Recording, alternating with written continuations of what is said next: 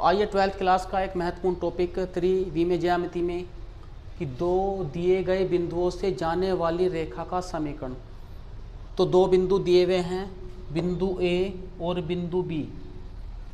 तो बच्चों बिंदु ए के निर्देशांक हम x1, y1 और z1 और बिंदु बी के निर्देशांक x2, y2 और z2। एक स्वेच्छ बिंदु P हमें इस रेखा पे लेना ही पड़ेगा, क्योंकि बिना इस बिंदु की, क्योंकि अक्षों की स्थिति सही रूप में हम कहें तो बिंदु P जो बिंदु O से R दूरी पर स्थित है, यानी कि O के सापेक्ष, मूल बिंदु O के सापेक्ष जो P के स्थित सदिश हैं वो R वेक्टर है, और बिंदु P का जो पथ है वो गोलाकार होता है। तो यह बिंदु P इसके आसपास कहीं भी हो सकता है, और इस बिंदु P से कितनी भी रेखाएं खींची जा सकती हैं अलग अलग बिंदुओं से जाने वाली। तो बच्चों ज़्यादा कुछ नहीं करना है इसमें, हमने मूल बिंदु O के सापेक्ष A के स्थित सदिश OA वेक्टर यानी कि A वेक्टर लेके चलेंगे, और मूल बिंदु O के सापेक्ष P के स्थित सदिश R वेक्टर, और मूल बिंदु O के सापेक्ष B के स्थित सदिश यहाँ पर हम B वेक्टर लेके चलेंगे। अब देखो बच्चों, हमें ध्यान दे फोकस करना है बिंदु A और बिंदु B पर। तो अब यहाँ ध्यान रखना है, पहला बिंदु क्या है A, तो A से और जो स्वेच्छ बिंदु है वो यानी कि AP वेक्टर, तो यहाँ लिख लेंगे AP वेक्टर और बटे, तो इस बिंदु से यानी शुरुआती बिंदु ये है तो AP वेक्टर और इसके बटे AB वेक्टर, ये ध्यान रखना है। तो इस पॉइंट को पकड़ कर रखना है, यानी कि तो पहले बिंदु से जो स्वेच्छ बिंदु है वहाँ तक लिख के उसका वेक्टर लगा देना है, फिर बिंदु A से और B इसका वेक्टर कर देना है, और बराबर क्या हुआ, इसका जो अनुपात है वो लेके चले हम इसमें लैम्डा, ये ध्यान रखना है इसमें। अब वही वाला ट्रिक जो मैंने इससे पहले क्वेश्चन में बताया था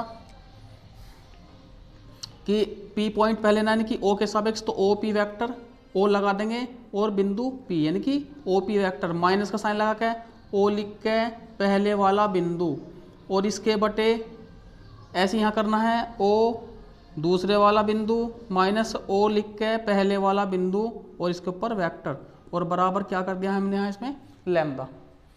तो OP वेक्टर किसके बराबर है, तो OP वेक्टर का जो स्थित सदिश है वो है R वेक्टर माइनस यहाँ लिख देंगे A वेक्टर, और इसके अपोन यहाँ B वेक्टर और माइनस A वेक्टर, और बराबर लैम्डा। तो बच्चों तो R vector minus A vector बराबर इसकी से मल्टीप्लाई कर देंगे, तो lambda B vector minus A vector. तो R वेक्टर को ही रोक लेंगे, तो R वेक्टर बराबर माइनस करेंगे आके क्या, प्लस का, यानी कि A वेक्टर और plus lambda B vector minus A vector. तो यह दो बिंदुओं से होकर जाने वाली रेखा का समीकरण बच्चों सदिश रूप में हमने प्राप्त किया। तो यहाँ लिख देंगे सदिश रूप में।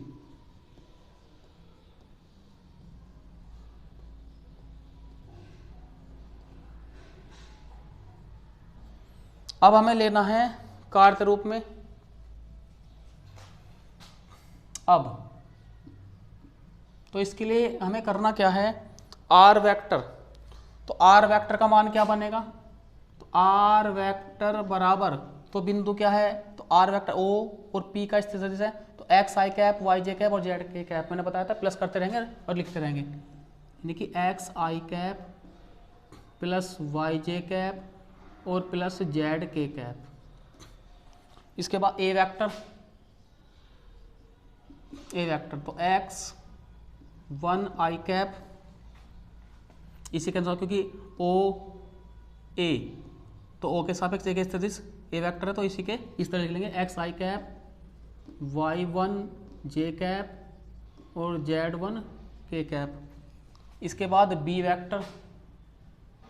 वेक्टर बराबर हो जाएगा x2 i cap y2 j cap और z2 k कैप। तो इन सभी मानों को हम यहाँ पर रख देंगे, तो इसलिए तो जहाँ R वेक्टर है वहाँ आ जाएगा x i cap plus y j cap z k cap बराबर A वेक्टर के स्थान पे बच्चों x1 i cap y1 j cap और Z1 k cap plus lambda. अब यहाँ ध्यान दो, यहाँ B वेक्टर में से A वेक्टर घट रहा है तो हम घटा के लिख देंगे, उससे थोड़ा जल्दी हो जाएगा ये सॉल्यूशन और कोई दिक्कत भी नहीं होने की।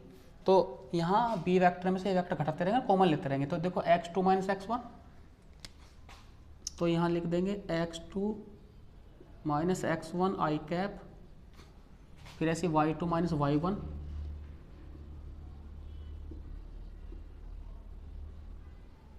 j cap plus z2 minus z1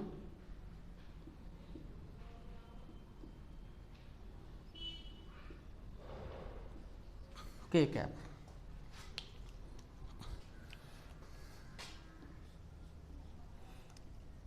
पक्षांतर कर लेंगे यहाँ, तो x माइनस x1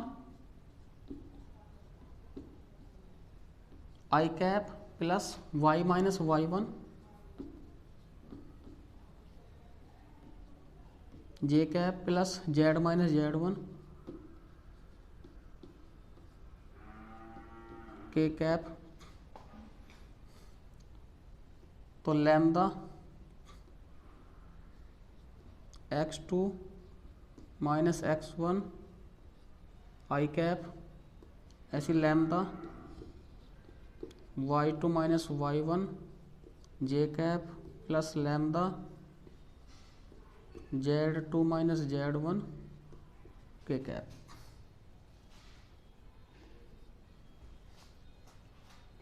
और ये भी ध्यान रखना है, जहाँ आई कैप जे कैप और के कैप क्या हैं, एक्स अक्ष वाई एक्स और जेड अक्ष की दिशा में एकांक सदिश मैं लिख देता हूँ यहाँ।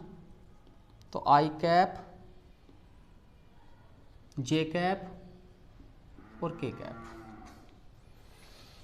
तुलना से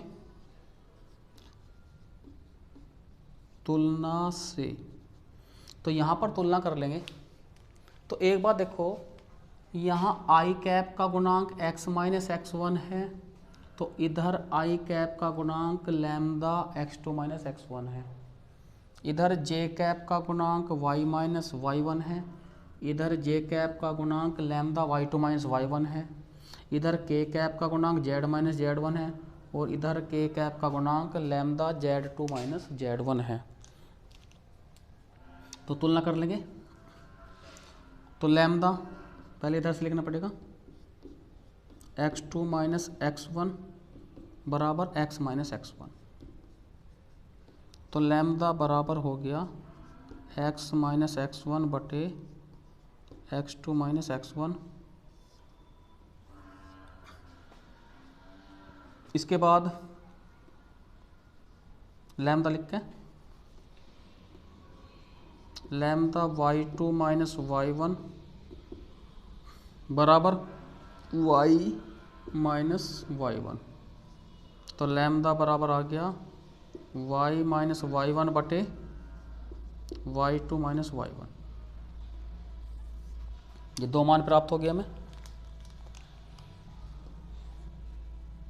अब के कैप के गुणांक में लैम्डा z2 माइनस z1 बराबर, तो इधर है z माइनस z1। तो लैम्डा बराबर z minus z1 z2 minus z1। तो अब यहाँ ध्यान दो, ये भी लैम्डा का मान, ये भी लैम्डा का मान, ये भी लैम्डा का मान, तो तीनों लैम्डा जब बराबर हैं तो इसलिए तो यहाँ रेखा का समीकरण आ जाएगा x minus x1 upon x2 minus x1 y minus y1 बटे y2 minus y1 z minus z1 और इसके बटे z2 माइनस z1 कार्य रूप में।